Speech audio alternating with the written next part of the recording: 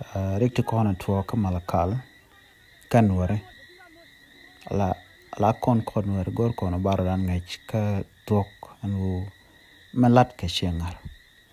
jira mama mugije no ngar malat janga kana ted no bumoy rodrek video nen yen gati kada nyodo nware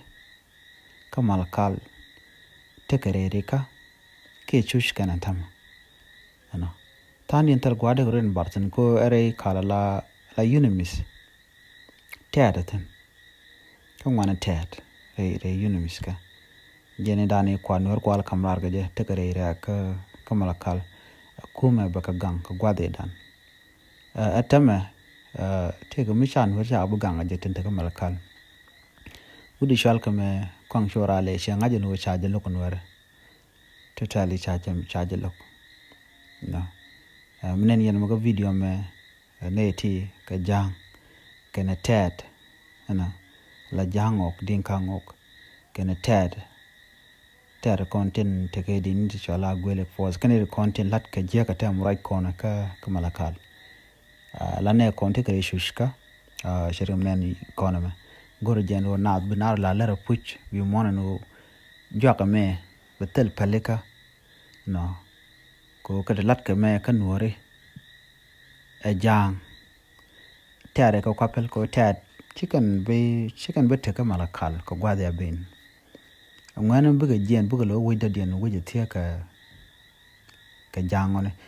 ko kon wore temban la loidan kon ngwana mala parwich entama che gor ba ngwan ba parwich che gor no jin bro chingere jor ka chingden. This time is a time ko binarin mat bina jal kel jor to ka ching ko ching ka a kon chi gor no ban ching ka kel ko mu kon ching ka kel ba te correct bu to longo kon ajen dal ko kon la kon hiname yen no reti yenena wal na kana kon ken tiga kan ti tin to ka yotun to la no la gor changa social media kut kan no met ken ga ja a kwin wane jan